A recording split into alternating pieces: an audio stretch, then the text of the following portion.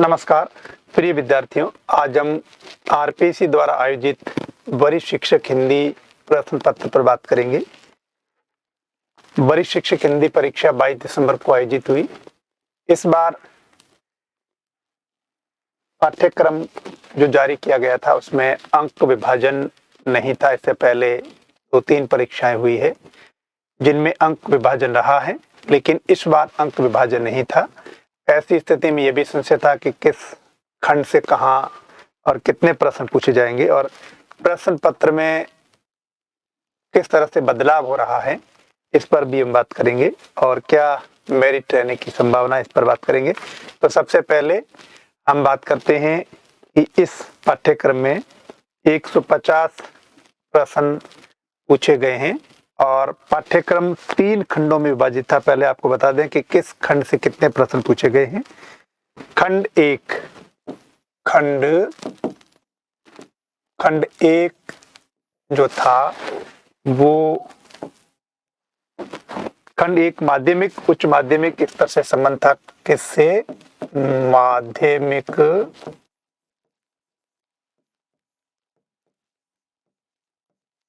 उच्च माध्यमिक,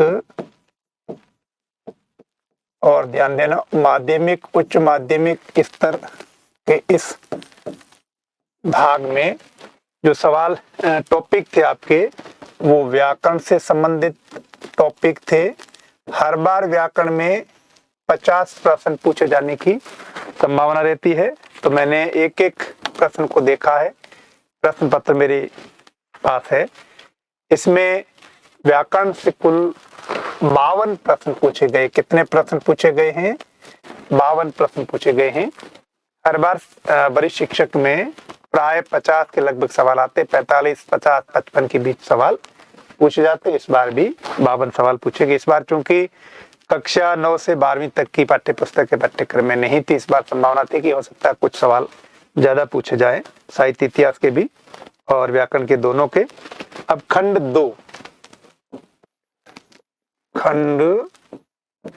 2 का संबंध था स्नातक स्तर से। ठीक है, खंड 2 कैसे था? स्नातक स्तर का था। और इस स्नातक स्तर में 4 भाग थे। क्या थे 4 भाग? एक था काव्य शास्त्र, ध्यान देना, एक था काव्य शास्त्र। काव्य शास्त्र के कितने सवाल पूछे गए हैं? काव्य शास्त्र के कुल 10 प्रश्न पूछे गए हैं। दूसरा भाग था साहित्य इतिहास। क्या था? साहित्य इतिहास। मैंने पहले भी कहा था कि साहित्य इतिहास के हर बार 15 के लगभग सवाल पूछे जाते हैं, 10-20 के बीच में। लेकिन इस बार चूंकि पाठ्य पुस्तक नहीं है तो साहित्य इतिहास के सवाल अधिक पूछे जाएंगे और वही हुआ। सीधे साहित्य इतिहास के 34 सवाल पूछे गए हैं। 4-5 सवाल ऐसे हैं जो विशेष रचनाओं में मैंने माने हैं। वो भी अगर हम सीधा जैसे बिहारी का दोहा है लेते हैं तो वो इतिहास का भी प्रश्न हो सकता है, लेकिन वो उस पाठ्यक्रम में हमने रखा है। स्नातक आपकी जो स्नातक स्तरीय विशेष रचना वाला पाठ्यक्रम है उसमें हमने रखा है। 34 सवाल सीधे इतिहास के पहली बार ज्यादा सवाल पूछे गए हैं। भाषा और लिपि से संबंधित सवाल जो है कम पूछे गए हैं। भाषा और लिपि से संबंधित सवाल 5 पूछे गए हैं, भाषा और लिपि से संबंधित। अब यहाँ विशेष रचनाओं से संबंधित हर बार 15 सवाल आते हैं, लगभग 15 टॉपिक है। इस बार टॉपिक वही 15-18 के लगभग थे। तो विशेष रचनाएं का तात्पर्य 4 कहानियां थी, 2-3 निबंध थे, एक उपन्यास था, एक नाटक भी था। तो इसमें आपके 31 सवाल पूछे गए हैं विशेष रचनाओं से संबंधित। कितने सवाल पूछे गए हैं? 31 सवाल पूछे गए विशेष रचनाओं से संबंधित, कवियों से संबंधित और गद्य में उपन्यास, नाटक, निबंध, कहानी, इनसे संबंधित सवाल पूछे गए हैं। और फिर आपके था खंड 3। खंड 3 में क्या था? शिक्षण विधियां। शॉर्ट में मैं शिक्षण विधियां लिख रहा हूं, इसमें आपके शिक्षण कौशल और ये सब चीजें थी। मैं शॉर्ट में शिक्षण विधियां लिख रहा हूं। ध्यान देना, इससे संबंधित सवाल कितने पूछे गए हैं? 18 सवाल पूछे गए हैं। मेरे पास जो प्रश्न पत्र है उसमें 31 से 131 150 है, लेकिन बीच में जो 2 सवाल में व्याकरण के मानता हूं। तो इस तरह से कुल कितने सवाल पूछे गए? कुल 150 प्रश्न पूछे गए। हर बार क्या होता है? हर बार अंक विभाजन होता है और उन्हीं से सवाल पूछे जाते हैं। जो खंड जितने अंक बार का होता है उतने ही सवाल पूछे जाते हैं। इस बार चूंकि पाठ्य पुस्तकें नहीं थी तो इस बार विशेष रचनाओं से सवाल अधिक पूछे गए, साहित्य इतिहास से भी अधिक सवाल पूछे गए। तो यहाँ साहित्य इतिहास के सीधे 34 सवाल है। इसको अगर हम यहाँ विशेष रचनाओं के कुछ ऐसे सवाल जो सामान्य सवाल थे 4-5 उधर ले सकते हैं, तो इस तरह से हम इसको 40 के करीब मान सकते हैं। तो यहाँ कुल 150 प्रश्न पूछे गए। इस बार प्रश्न पत्र जो था काफी ठीक था। स्कूल व्याख्याता हिंदी का प्रश्न पत्र जो पिछले महीने हुआ उससे ये प्रश्न पत्र काफी ठीक था, समझ वाला था। जिन्होंने प्रश्न पत्र में अच्छी तरह से प्रश्नों को समझा है, समझकर उत्तर लिखा है, तो उनके सही होंगे। और ध्यान देना, किसी भी परीक्षा में बैठे तो प्रश्न पत्र में तथ्यात्मक सवाल भी पूछे जाते हैं और टिप्पणी वाले सवाल भी पूछे जाते हैं, अवधारणा वाले सवाल भी पूछे जाते हैं, तरह तरह के प्रश्न पूछे जाते हैं। तो इस बार वाले प्रश्न पत्र में सारे ही सवाल थे, हर तरह के सवाल थे। इस बार के पाठ्यक्रम में जिन्होंने समझ के आधार पर अध्ययन किया था, रट्टा नहीं लगाया था, उनके लिए ज्यादा ठीक था, क्योंकि ये प्रश्न पत्र ऐसा था कि आप समझ के आधार पर उत्तर दे सकें।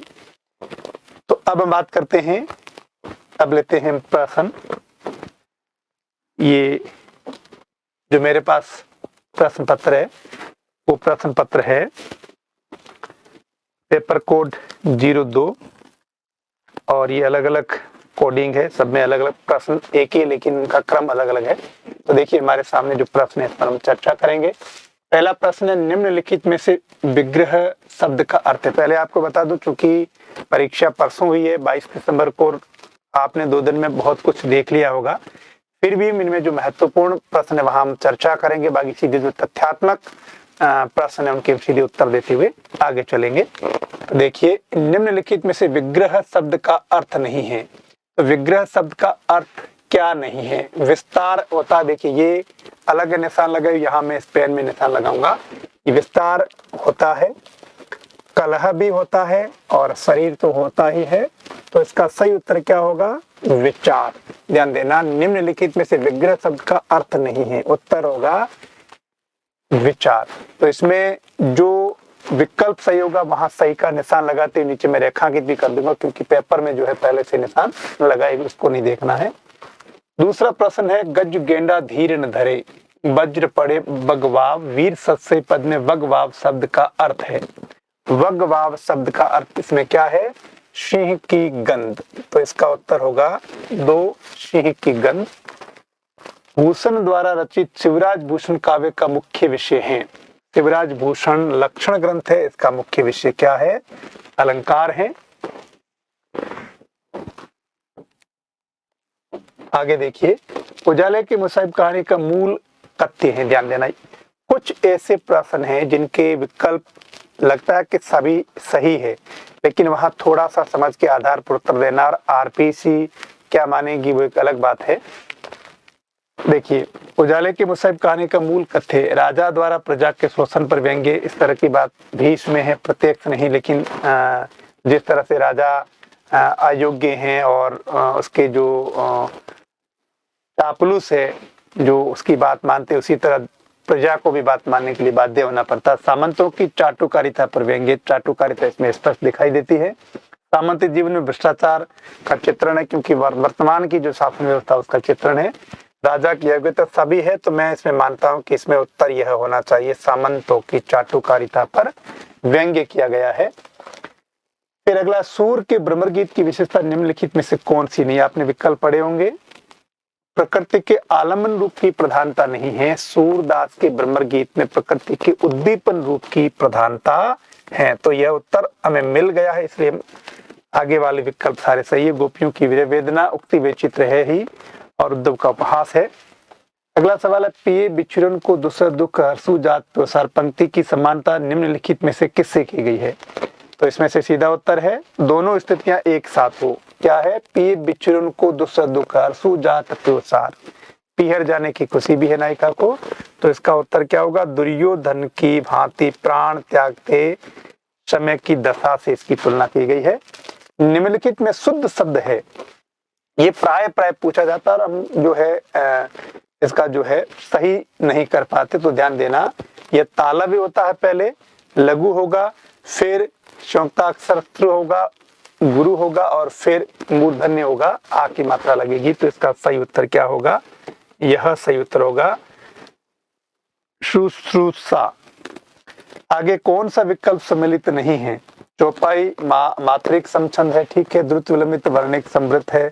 हरिगीतिका में 28 मात्राएं होती है। कवित प्रत्येक चरण में 32 वर्ण 31 से 33 वर्ण होते हैं। कवित के 3 उपभेद होते हैं, मनहरण, रूप घनाक्षरी, देव घनाक्षरी, 31, 32, 33। तो इसका सही उत्तर क्या होगा? यह होगा। अगला सवाल है, कौन सा विवरण सही नहीं है? तो इसमें सीधा सा 4 विकल्प। बसंत विलास में वीर रस की तीव्र धारा प्रवाहित नहीं होती है, या उत्तर होगा श्रृंगार रस की तीव्र धारा प्रवाहित होती है। तो विवरण सही नहीं है, देना है। निम्नलिखित वाक्य में से कर्म वाच्य का उदाहरण कौन सा है? राम से आम खाया नहीं जाता, मैंने पुस्तक पढ़ी। राम आम खाएगा, ये अलग है, कृतवाच्य है। और कर्म वाच्य का है आम खाया जाता है। फिर है रीतिकालीन साहित्य के विषय में असत्य कथन है। मतीराम के काव्य में ऋतु वर्णन सर्वाधिक नहीं, यह ठीक नहीं है। श्रृंगार वर्णन है रीतिकाल में, सेनापति में, इनमें ऋतु वर्णन है, लेकिन मतीराम की कविता में ऋतु वर्णन उतना नहीं है जितना सेनापति में है। तो यहाँ ऋतु वर्णन की जगह श्रृंगार वर्णन सर्वाधिक है। पूर्वी हिंदी के अंतर्गत कौन सी बोली नहीं है? पूर्वी हिंदी में कौन सी? अवधी, बघेली, छत्तीसगढ़ी आती है। तो बुंदेली पूर्वी हिंदी में नहीं है। निम्नलिखित में से गलत कथन है, इसमें सीधा सा दिया गया, इसमें माधुर्य गुण व्यंजक वर्ण ललित पद और अल्प समास युक्त रीति गोड़ी है। ध्यान देना, माधुर्य गुण का संबंध गोड़ी रीति से नहीं है, वैदर्भी रीति से। तो ये विकल्प आपका ठीक नहीं है। इसमें पूछा गया है निम्नलिखित गलत कथन कौन सा है? तो ये गलत है। अगला है, तब ही उपंक्षुत आए गए सखा सखा कछु अंतर नाहि भरी भरी अंक लय। या उपंक्षुत शब्द किसके लिए आया है? प्रश्न मन में विचार करते हैं कि उनको संदेश वाक बना करके भेजेंगे, मैं भेजूंगा तो किस तरह से बात करनी है, क्या करना है। इतने में उद्धव आते हैं, तो यहाँ उपंक्षुत शब्द आया उद्धव के लिए। इनमें से कौन सा शब्द विदेशी है? पपीता पुर्तगाली शब्द है, बाकी शब्द विदेशी नहीं है। विधानवाचक वाक्य का उदाहरण है। विधानवाचक का मतलब होता है सामान्य कथन, और उसके अंदर यही वाक्य है, ठंडी हवा चल रही है। लहरों के राजस नाटक का पात्र निम्नलिखित में से कौन नहीं है? लहरों के राजस में मैत्रेयी है, मैत्रेयी नहीं है। राणा हमीर ने राजा मालदेव से दहेज में क्या मांगा? कामदार मोजीराम को, क्योंकि रानी कहती है कि अगर चित्तौड़ को पाना चाहते हो तो कामदार मोजीराम, जो चाणक्य की तरह है, सारे दाव पेच जानता है, इनको मांग लेना। तो कामदार मोजीराम, ये तो दहेज में दिए जाते हैं, ठीक है, लेकिन दहेज में मांगा क्या कामदार मोजीराम? शुद्ध वाक्य बताइए। तो इसमें शुद्ध वाक्य क्या है? आप कब आ रहे हैं, आप कब आ रहे हो, आप कब आ रहे हो, आप कब आ रहे हैं, ठीक है। तो इसके अंदर क्या होगा? शुद्ध वाक्य आप कब आ रहे हैं, आप कब आ रहे हो ठीक नहीं है, आपके साथ हैं आएगा बहुवचन रूप में।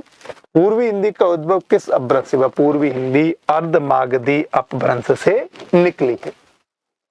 अगला सवाल है, बनेपी मोरी सब गुण रहित विश्व विदित गुण एक, तो विचारी सुनी हही सुमति जिन्ह के विमल विवेक। उक्त पद्यांश में तुलसीदास ने किस गुण की ओर संकेत किया? ध्यान देना, ये प्रश्न समझना। बालकांड से लिया गया है, तो यहाँ संस्कृत के स्थान पर लोक भाषा अवधि का प्रयोग कोई औचित्य नहीं इसका यहाँ प्रभु का चरित्र, क्योंकि बात प्रश्न क्या पूछा गया, उक्त पद्यांश में तुलसीदास ने किस गुण की ओर संकेत किया है? प्रभु का चरित्र सही होगा। रोचक कथा तत्व तो पाठकों की काव्य रुचि होगी, तभी वो समझ सकेंगे। लेकिन यहाँ प्रश्न पूछा गया कि तुलसीदास ने किस गुण की ओर संकेत किया है, तो देखिए विश्व विदित गुण एक या राम के उदार चरित्र को सामने रखा गया है। मंगल भवन अमंगलकारी, क्योंकि वो क्या करते हैं, अमंगल का जो है मंगल करते हैं, कल्याण करते हैं। तो यहाँ सही उत्तर होगा प्रभु का चरित्र। फिर है रेण दिना वाके संग खेलूं और झिरमट खेलन जाती, उत्ती पंक्तियों में मीरा का कृष्ण के प्रति निम्नलिखित में से कौन सा भाव प्रकट होता है? तो इसमें मीरा का कौन सा भाव प्रकट होता है, ध्यान देना। रेण शब्द आया, रेण दिना वाके संग खेलूं और झिरमट खेलन जाती। देखिए जो खेलने का भाव होता है वो होता है सख्य भक्ति, ठीक है, मित्र के रूप में।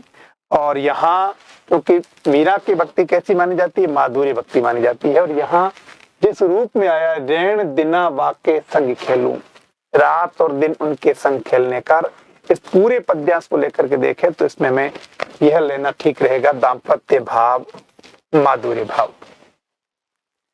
फिर जब लक्ष्यार्थ में वाच्यार्थ सम्मिलित रहता है, शब्द शक्ति होती है। वाच्यार्थ उपादान लक्षणा में सर्वथा परित्यक्त नहीं होता है, सम्मिलित रहता है। निम्नलिखित रचनाओं और उनके रचनाकारों के साथ सम्मिलित कीजिए। ये सीधा सरल है, आपका बंटी मनोभंडारी का बाल मनोविज्ञान पर लिखा गया उपन्यास है, ठीक है। तो क का क्या होगा, 4 का 4 एक में मिला तो सीधा सा उत्तर मिल ही जाता है। ऐसे मिलान वाले सवाल इसमें 2-3 आए हैं, लेकिन बड़े सरल सवाल है। एक लेखक की कृति को अगर मिलाते हैं और दूसरा विकल्प देखने की इसलिए आवश्यकता नहीं है कि क के साथ अगर 4 एक में मिला बाकी किसी में, तो दूसरा देखने की आवश्यकता नहीं है। राम की शक्ति पूजा कविता सूर्यकांत त्रिपाठी निराला किस काव्य संग्रह से ली गई है? अनामिका भाग 2 से ली गई है, जो 1938 में आता है। शुक्ल जी ने प्रथम बार हिंदी साहित्य के इतिहास को कवि वृत्त संग्रह की पिटारी से बाहर निकाला। उक्त कथन किसका? 1-2 में लिखा हुआ है, आचार्य हजारी प्रसाद द्विवेदी। तो ये आचार्य हजारी प्रसाद द्विवेदी का। नर का बहाया रक्त है भगवान मैंने क्या किया, ये उद्गार किसका है? ध्यान देना, नर का बहाया रक्त हे भगवान मैंने क्या किया, ये उद्गार किसका है? ये कुरुक्षेत्र के प्रथम सर्ग के प्रारंभ में है और यह युधिष्ठिर का है। सत्य कोई पात्र नहीं है, दुर्योधन भीष्म पितामह का नहीं है, तो युधिष्ठिर का है। प्रेमाख्यान काव्य परंपरा से संबंधित गलत तथ्य हैं। प्रेमाख्यान काव्य परंपरा में रामचंद्र शुक्ल ने जरूर माना है कि इसमें प्रेमाख्यान लिखने वाले मुसलमान कवि भी, एक ही हिंदू कवि था सूरदास। लेकिन बाद के शोध जो हुए उनमें स्पष्ट हुआ कि अनेक हिंदू कवि भी हुए जिन्होंने प्रेमाख्यान लिखे हैं। तो यहाँ सभी प्रेमाख्यान मुसलमान कवियों द्वारा रचित, यह ठीक नहीं है, ठीक है। अगला है, किस वाक्य में संबंध सूचक अव्यय का प्रयोग नहीं हुआ है? के बिना इसमें है, के पास इसमें है, से पहले इसमें है, यहाँ नहीं है। यह काम पहले करना चाहिए, यहाँ क्रिया विशेषण पहले है। फिर है, तत्सम तद्भव का कौन सा विकल्प सम्मिलित नहीं है? तत्सम तद्भव का राजा राय पक्ष पंख वत्स बस्ती सही नहीं है, बच्चा होता है, स्वामी साई सही है। निम्नलिखित में अशुद्ध शब्द है, अशुद्ध शब्द सीधा था, बाकी सारे शुद्ध है। उत्धन लंघन उल्लंघन होगा सही, ल का द्वितीय कर्ण होगा लेकिन यह नहीं है। निम्नलिखित में से कौन सा कथन आचार्य रामचंद्र शुक्ल के विचारों के विपरीत है? ठीक है, ये 4 कथन है, उनमें आलम रीतिबद्ध रचनाएं भी करते थे। ध्यान देना, शुक्ल अपने इतिहास में आलम के संबंध में लिखते हैं कि उन्होंने रीतिबद्ध रचनाएं नहीं की। ये वाक्य सीधा सा है, अब इतिहास देखना तो ये सीधा सा है, असंगत होगा। अगला है, निम्नलिखित में से गलत कथन है, तो इसमें गलत कथन कौन सा? चंदन वाला रात, जालोर के कवि आसगू ने लिखा चंदन वाला रात लघु काव्य है, खंड काव्य है, महाकाव्य नहीं है। बाकी सारे कथन ठीक है। जिनी मानिस ते देवता कर्तन लागी बार, बार का भावार्थ क्या है? कर्तन लागी बार यानी करते देर नहीं लगी, विलंब उत्तर होगा। अगला, निम्नलिखित पात्रों को रचनाओं से सम्मिलित कीजिए। आपके पाठ्यक्रम में जो कहानियां उनसे संबंधित है। पहला लहना सिंह, सीधा लहना सिंह किसमें है? उसने कहा था मैं है, तो ये इसमें भी मिल रहा, इसमें भी मिल रहा, इसमें भी मिल रहा है, तो हमें आगे बढ़ना होगा। फिर देखिए दीवान, दीवान किसका है? उजाले की मुसाहिब में है। ख में 3, इसमें नहीं है, इसमें है, दोनों में। यहाँ से आगे बढ़ेंगे। फगना किसका है? पटाक्षेप नहीं होगा, तो सीधा उत्तर मिल गया हमें क। अगला सवाल है, वज्र सा कुछ टूटकर स्मृति से गिरा, दब गई कौनती दुर्वह भार से। कुरुक्षेत्र के अनुसार वज्र सा गिरने पर स्मृति हो आई। अब इसमें भी अलग तरह से देखना होगा। वज्र सा कुछ टूटकर स्मृति से गिरा, दब गए कौनते युधिष्ठिर दुर्वह भार से। कुरुक्षेत्र के अनुसार वज्र सा गिरने पर स्मृति हो आई। किसकी स्मृति हो आई? आकाशी बिजली गिरने की तो होगा नहीं, युधिष्ठिर की द्रुत क्रीड़ा की नहीं, अभिमन्यु के न्यायपूर्ण वध की, सत्सर से पलटे भीष्म पिता की। मेरा मानना है कि इसमें उत्तर जो है यह हो सकता है, ठीक है। और इसमें आरपीसी जो है इन दोनों में से किसी को जो है दे सकती, क्योंकि इसका सीधा उत्तर नहीं। कुछ सवाल ऐसे हैं इनके सीधे उत्तर नहीं है। आरपीसी में क्या माना जाएगा? 1, 2, 3 सवाल ऐसे हैं वो देखने, जैसे स्कूल व्याख्याता में 9 प्रश्न डिलीट किए, उसके बाद भी 2, 4 प्रश्न ऐसे थे जिनमें कई अभ्यर्थियों ने आपत्तियां लगाई है, तो ये थोड़ा सा अलग तरह का प्रश्न है। एक डंडी गिण एक रो भूले कुल स्वभाव। कवि यहाँ किसकी बात कर रहा है? अंग्रेजों की बात कर रहा है। 1857 की क्रांति से संबंध है, जब वीर सत से लिखी गई थी। निम्नलिखित में से शुद्ध वाक्य हैं। घोड़ा चलता चलता अड़ गया, नहीं चलते चलते अड़ गया होगा। अब और स्पष्टीकरण करने की आवश्यकता नहीं, और स्पष्टीकरण की आवश्यकता नहीं, करने अनावश्यक है। अब वो गांव से लौट चुका होगा, ठीक है। इस कक्ष के भीतर प्रवेश करना निषेध है, इस कक्ष में प्रवेश करना निषेध है, तो इसमें कोई दिक्कत नहीं है, ये सही है ज्यादा, ठीक है। अब गांव से लौट चुका होगा, शुद्ध यही है, बाकी तीनों अशुद्ध है। किस वाक्य में संदिग्ध वर्तमान काल है? ध्यान देना, संदिग्ध वर्तमान काल आप देखना, संदिग्ध वर्तमान काल किस वाक्य में है? बच्चा आनंद पूर्वक सोता होगा, बिल्कुल सही है, इसमें संदिग्ध वर्तमान है। शायद वह जयपुर जाए, ये शायद लगाने से संदिग्ध नहीं हुआ, ये संदिग्ध है लेकिन वर्तमान नहीं है, ये भविष्य काल का होगा। और वह घर जा चुका होगा, उसने गीत गाया होगा, ये भूतकालिक है, तो इसमें सही उत्तर क्या होगा? बच्चा आनंद पूर्वक सोता होगा। शायद वाला वाक्य जो है संदिग्ध वर्तमान में नहीं आएगा, संदिग्ध वर्तमान में ही आएगा। निम्नलिखित में से पुल्लिंग शब्द है, पुल्लिंग शब्द सीधा सा निगम है।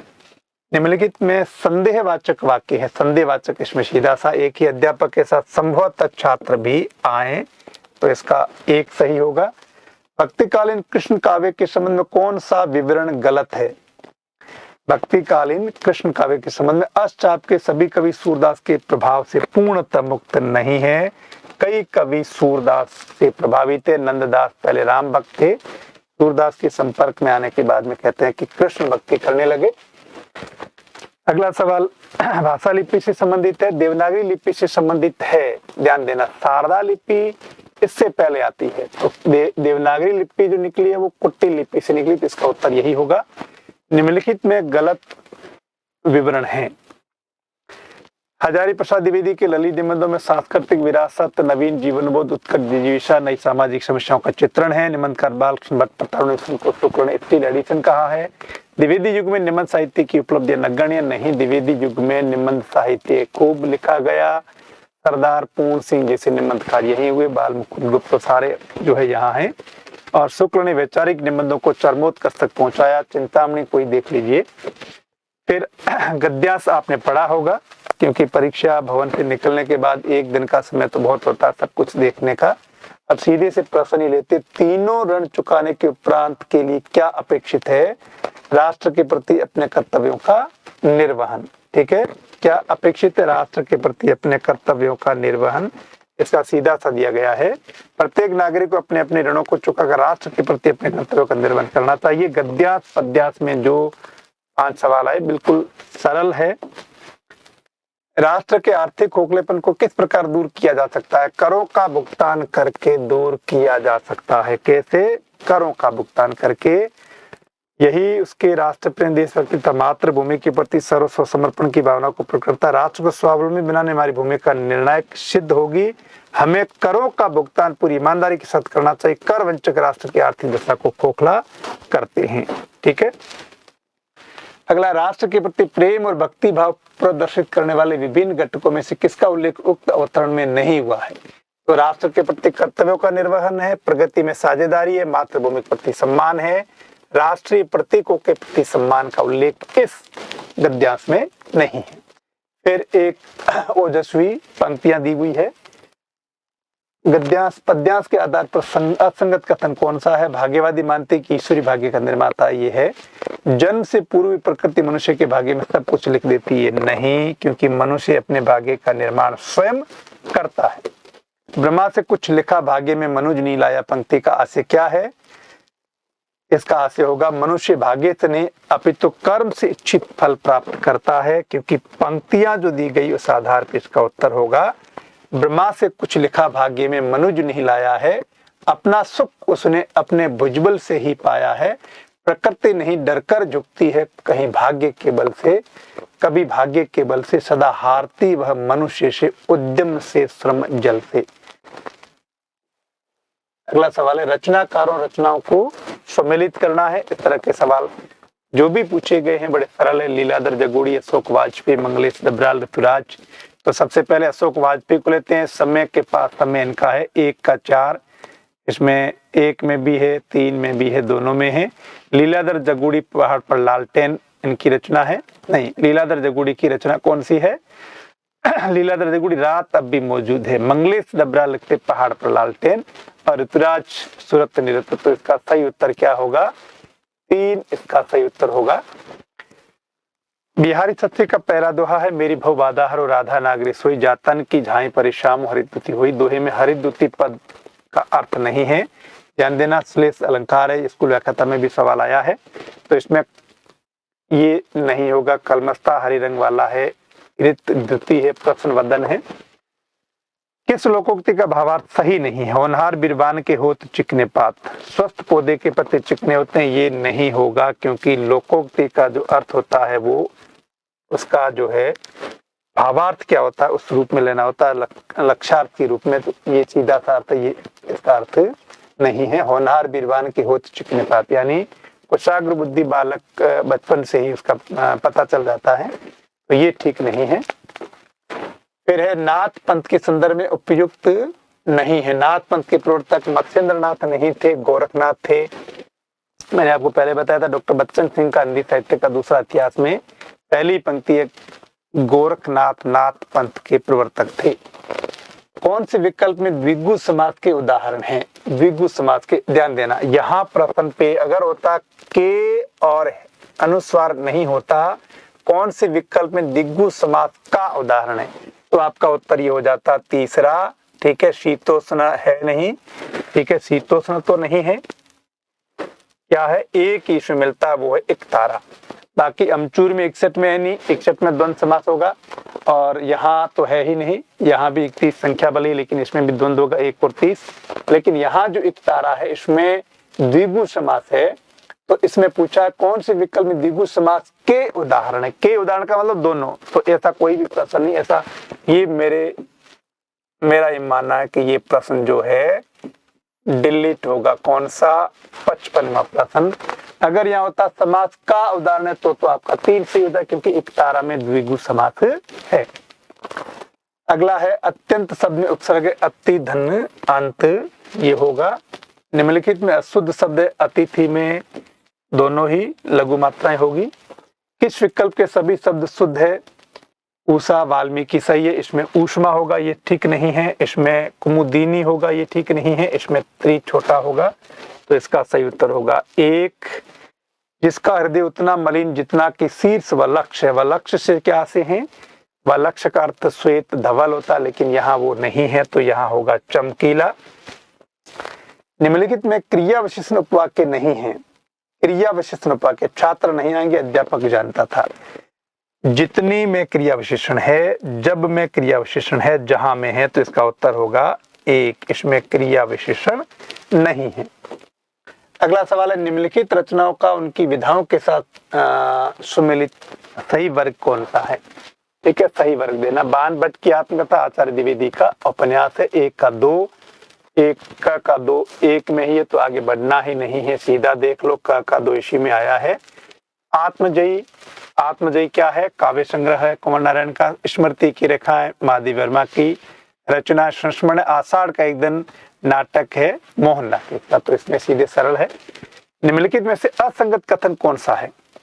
जहां कोई विशेष शब्द पद वाक्य खंड इत्यादि उद्धृत की जाए वहां दोहरे उद्धरण चिन्ह का प्रयोग होता है। ध्यान देना, जहां कोई विशेष शब्द, ठीक है, शब्द में दोहरा उद्धरण नहीं होता, इक्करा होता। तो यहाँ क्या दोहरा उद्धरण है? तो इसका उत्तर यही होगा, क्योंकि यह ठीक नहीं है।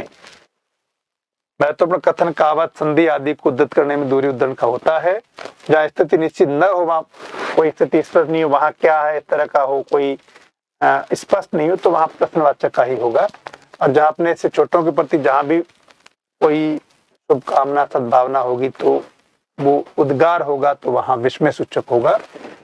जब मैं था तब हरी नहीं, अब हरी है मैं नहीं, सब अंधियारा मिट गया जब दीपक देखा माही। तो इसका ध्यान देना, अहंकार त्यागी बिना परमात्मा से मिलना संभव नहीं है, यही इसका होगा उत्तर। राहुल सांकृत्यायन के अनुसार पहले सिद्ध कवि जिन्होंने चर्या गीत और दोहा कोशों की रचना की, तो राहुल जी हिंदी काव्य संग्रह में सिद्धों पर काम करते हैं, और इसमें जो है इसका उत्तर होगा सरहपा।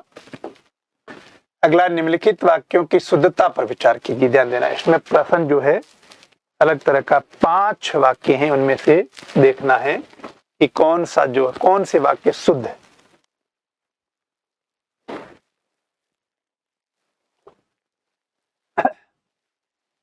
अपनी कक्षा के सभी लड़कों का नाम बताओ, लड़कों के नाम बताओ होगा, ये ठीक नहीं है।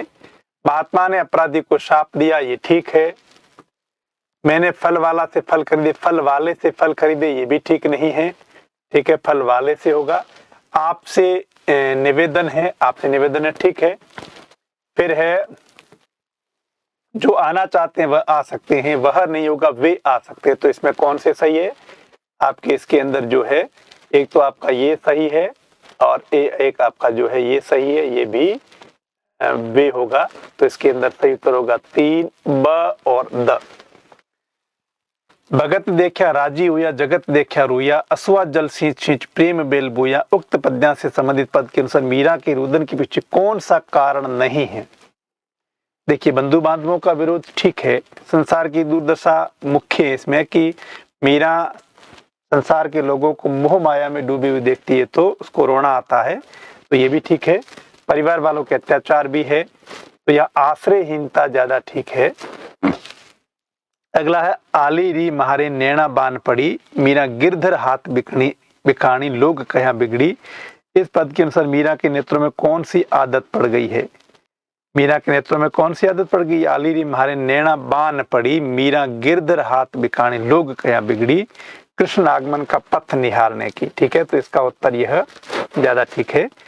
तुम धन्य हो, तुम्हें धिक्कार है, लोभ और प्रीति निबंध। उक्त उद्गार का लक्ष्य क्या है? उक्त उद्गार का लक्ष्य है लोभी लोगों के लिए उन्होंने आचार्य शुक्ल ने कहा है। फिर प्रेरणार्थक क्रिया के संबंध में कौन सा कथन गलत कथन है? प्रेरणार्थक क्रिया के संबंध ध्यान देना, सभी प्रेरणार्थक क्रिया अकर्मक बिल्कुल नहीं होती है, सकर्मक होती है, यहाँ ठीक नहीं है। फिर 21 विकल्प में सभी शब्द भावाचक संज्ञा है। भावाचक संज्ञा किसमें होगा? इसमें नहीं है। भावाचक संज्ञा समझ में, बुढ़ापा में, चतुराई, इसमें होगा, ये सही है। निम्नलिखित रचना और रचनाकारों का सही युग्म नहीं है। विशलदेव रासो ठीक है, परमार रासो ठीक है, खुमान रासो जगनी का है, तो यह उत्तर होगा 2। जायसी की देवनागरी लिपि के वर्णों पर आधारित काव्य रचना कौन सी? यानी वर्णों को लेकर के उन्होंने लिखा है, एक अक्षर को लेकर के, वो रचना है अक्षरावत। इसको थोड़ा सा समझना, देवनागरी लिपि के वर्णों पर लिखी गई होती तो एक अलग होता, वर्णों पर आधारित काव्य रचना अक्षरावत सही है। पथिक संदेशों कयो जाए पद में पथिक शब्द किसके लिए आया? पथिक शब्द उद्धव के लिए आया है। उपंक्षुत भी पूछा है, यहाँ पथिक के रूप में पूछा उद्धव को। किस विकल्प में संस्कृत भिन्नार्थक शब्दों का अर्थ सम्मिलित नहीं है? अली अली अली भोरा होता है, अली सखी होता है, ये क्रम जो है उल्टा दिया हुआ है। अगला सवाल है, फल की विशेष आसक्ति से कर्म के लाघव की वासना उत्पन्न होती है, इसका भावार्थ क्या है? फल की विशेष आसक्ति से कर्म के लाघव की वासना उत्पन्न होती है, इसका भावार्थ क्या है? फल के प्रति अधिक लगाव कर्म के प्रति उदासीनता पैदा करता है, इसका उत्तर यह सही होगा। शुक्ल लिखते हैं, फल के प्रति अधिक लगाव कर्म के प्रति उदासीनता पैदा करता है, न कि निष्काम भाव से कर्म सौंदर्य बढ़ाता। नहीं, ये सही होगा उत्तर।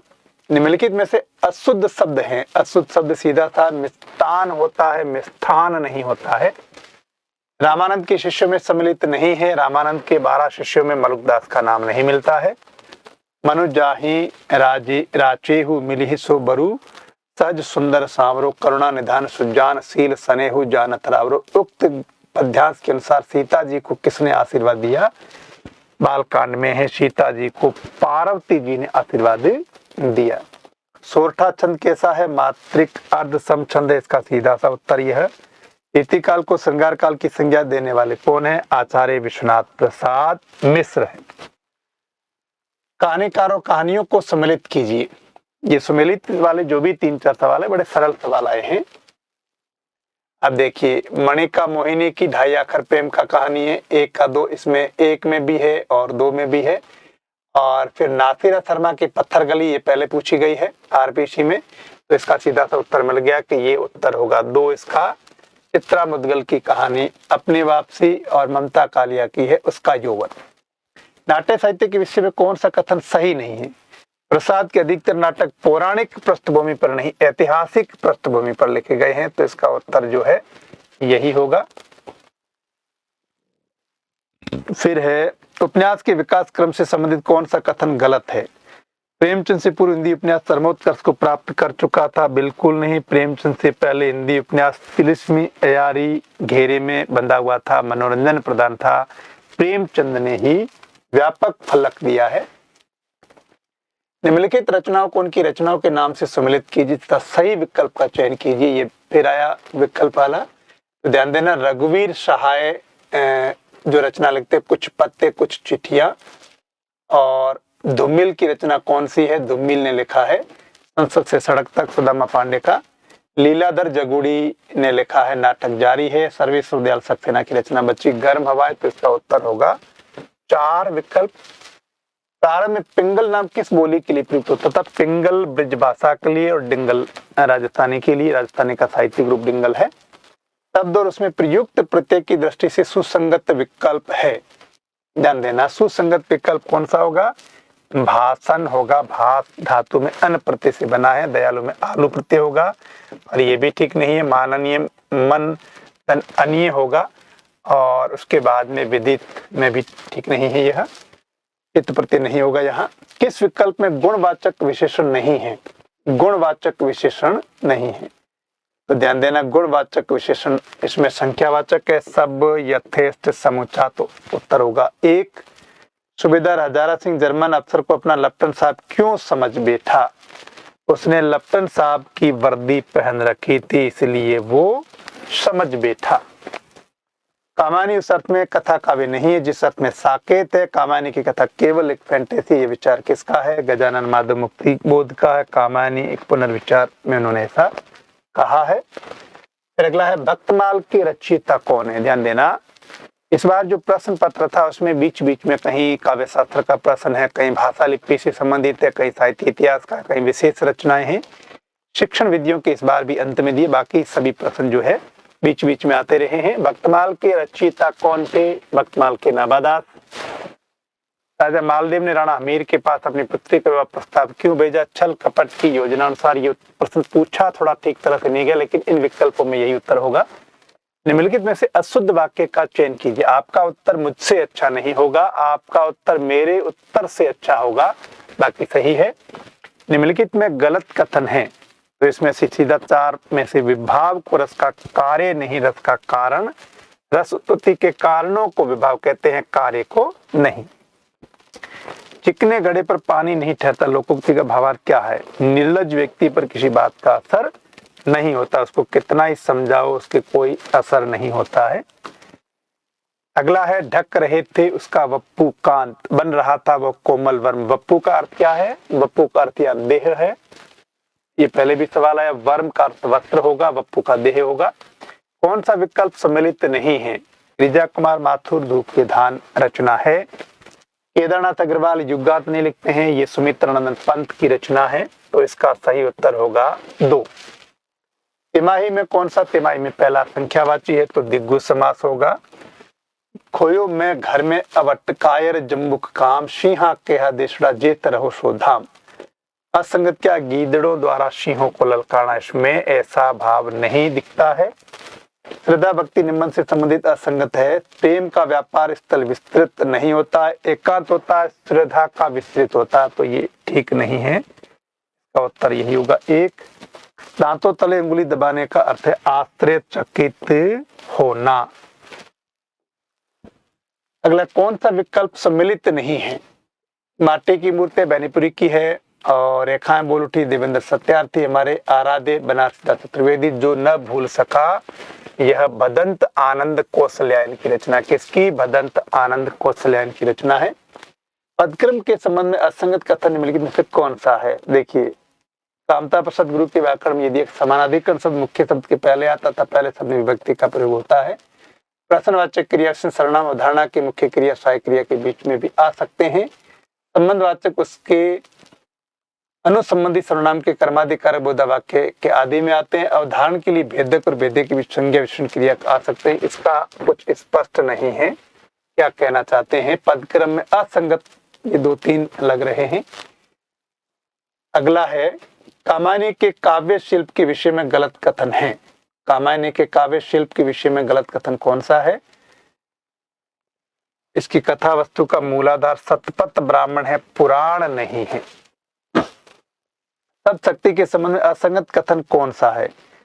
सब शक्ति के संबंध में ध्यान देना, जब व्यंजना शब्द और अर्थ दोनों में हो तब आर्थी व्यंजना नहीं होती है। शब्द में हो तो फिर वहां शाब्दी व्यंजना होगी, अर्थ में होगा तो आर्थी व्यंजना होगी। किस विकल्प के सभी शब्द परस्पर पर्यायवाची नहीं है? तोय शब्द का अर्थ क्या होता है? जल होता है। तड़ाग तालाब का होता है, तो यह ठीक नहीं, आपका नदी है। किस विकल्प में वाक्यांश उसके लिए प्रयुक्त सार्थक शब्द असंगत है? लौट कर आया हुआ प्रत्यागत होता, अभ्यागत नहीं हुआ, अभी आया हुआ होगा। निम्नलिखित में से कौन सा शब्द तत्सम नहीं है? चतुष्टय का होगा, चौकी नहीं होगा। समृद्ध स्वर कौन से हैं? ऊ होंगे। सरल सरल सवाल भी खूब सारे आए हैं। अभिप्राय यही है कि देवी यशोधरा का आकर्षण यदि राजकुमार सिद्धार्थ को बांध कर अपने पास रख सकता तो क्या वे आज राजकुमार सिद्धार्थ न होते? लहरों के राजहंस का यह संवाद किसका? ये संवाद किसका है? सुंदरी का है। किसके प्रति? अलका के प्रति। ठीक है, किसका? सुंदरी का अलका के प्रति है। सनी कज्जल चक जख लगन उपजो सुद्दीन सनेहु, क्यों नृपति हुए भोगवे लही शुद्धेश सबुदेहु। उक्त दो के विषय में कौन सा तथ्य गलत है? कवि का ज्योतिष ज्ञान ठीक है, नायका राजा के रूप में चित्रण ठीक है, सखी का नायिका के प्रति कथन ठीक है, श्लेष अलंकार इसमें नहीं है, रूपक अलंकार है, तो इसके अंदर उत्तर क्या होगा? यही होगा 4। अगला सवाल है गुरु प्रसाद सुई के नाके हस्ती आवे जाहि। इस पंक्ति में कबीर क्या कहना चाहते हैं? इसमें कबीर क्या कहना चाहते हैं? गुरु कृपा से असंभव कार्य भी सहज संभव हो जाता है। ठीक है, बाकी तो सीधे सीधे हैं, ऐसे कविता में भावार्थ ही पूछा जाता है। आचार्य वामन के अनुसार गुण विषय कौन सा कथन सही नहीं है? गुण विषय गुणों की संख्या 3 नहीं, वामन ने गुणों की संख्या 20 बताई है। गुण काव्य का नित्य तत्व तो ठीक है, शोभाकारक धर्म में अर्थ की स्पष्टता प्रसाद गुण है। फिर वचन के संबंध में कौन सा विवरण सही नहीं है?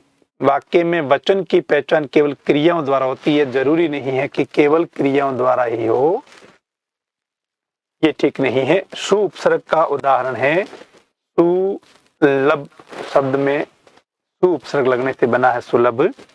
कविता सविता से अच्छा गाती, तुलना जहां भी की जाएगी तो वहां अपादान होगा क्योंकि वहां अलगाव का भाव होगा।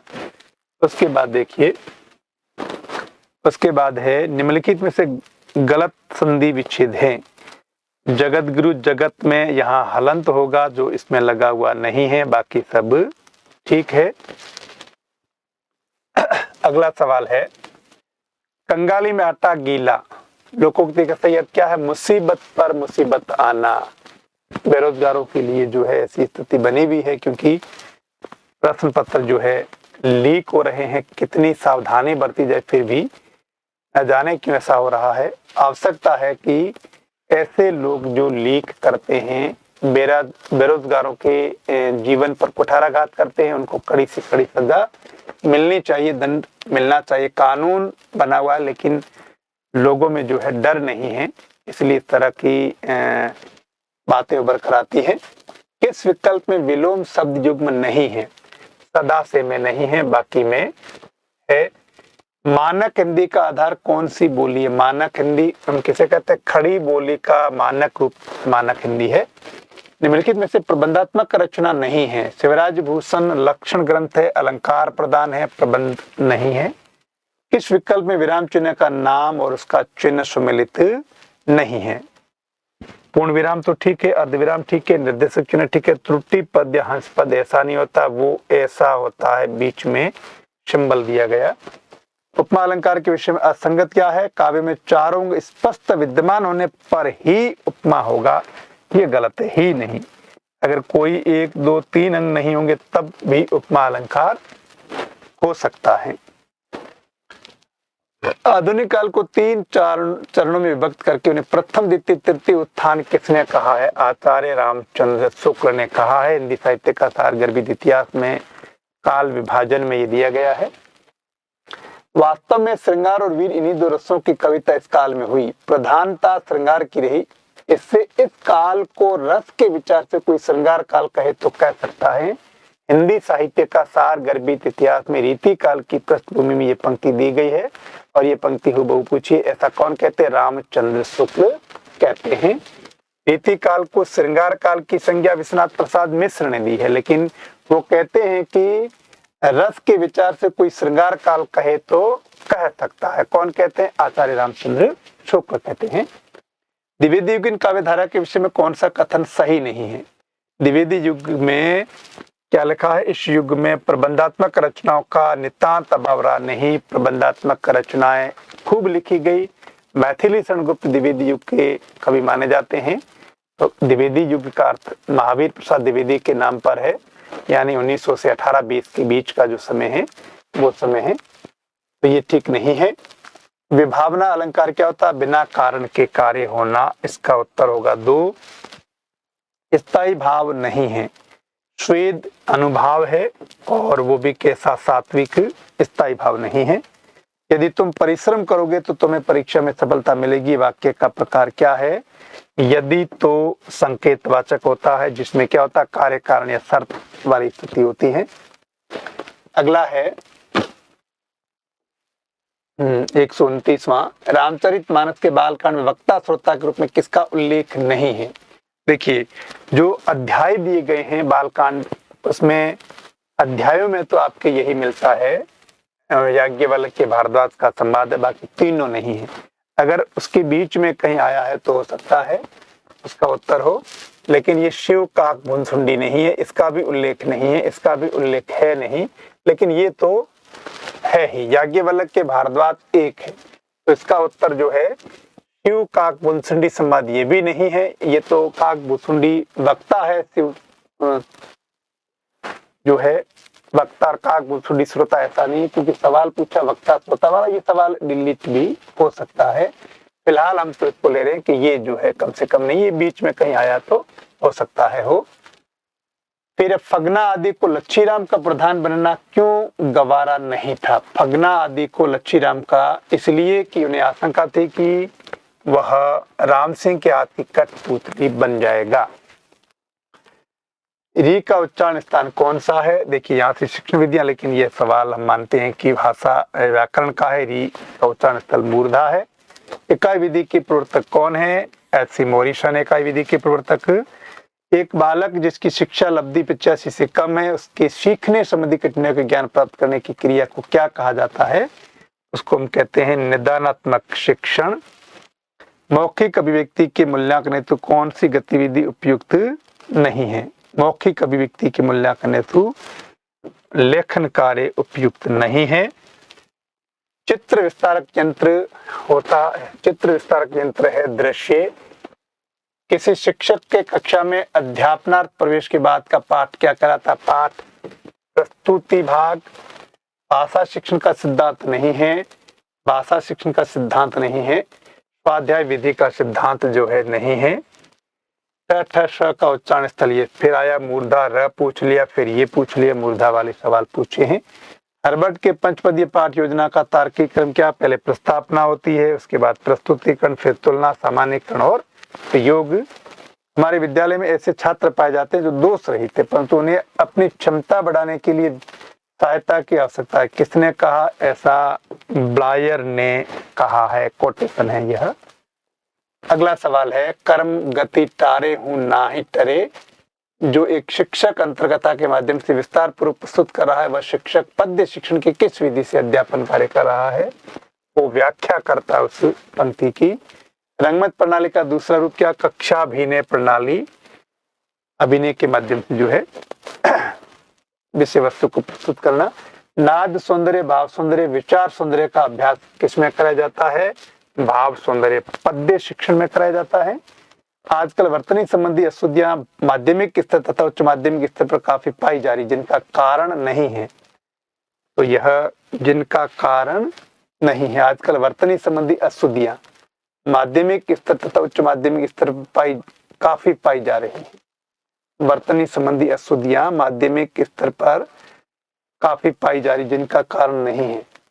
लेखन का प्रचुर अभ्यास, लिपि की उचित ज्ञान का अभाव, व्याकरण की अनभिज्ञता, उच्चारण की अशुद्धता के कारण है, लिपि की उचित ज्ञान का अभाव है, व्याकरण की अनभिज्ञता, लेखन का प्रचुर अभ्यास ये कारण नहीं है।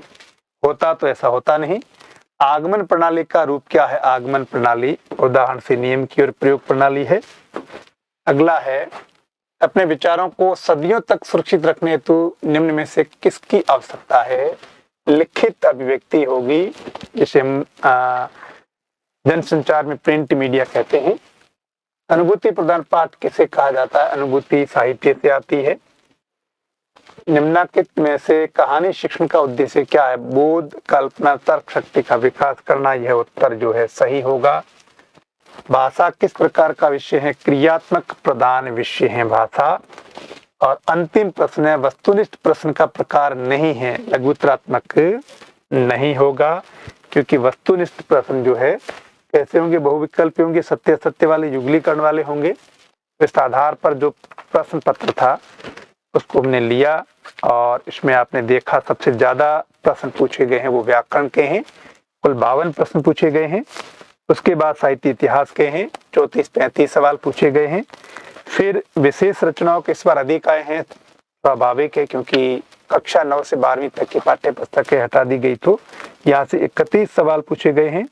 उसके बाद में शिक्षण विधियों के 18 प्रश्न हैं और काव्य शास्त्र के 10 प्रश्न पूछे गए। हर बार ज्यादा आते हैं, 12-15 तक आते हैं। और भाषा लिपि से संबंधित 5 प्रश्न पूछे गए हैं। तो कुल मिलाकर मैं कह सकता हूं कि ये जो प्रश्न पत्र था काफी ठीक था। सरल सवाल भी थे, समझ वाले सवाल थे, कुछ कठिन सवाल भी थे, मिलान वाले जो सवाल थे बड़े सरल थे, कुछ तथ्यात्मक प्रश्न भी थे। जिन्होंने समझ के आधार पर इस प्रश्न पत्र को जो अटेंड किया है तो निश्चित रूप से उनके अच्छे अंक आएंगे। तो इसमें दूसरे पेपर पर निर्भर करती है मेरिट।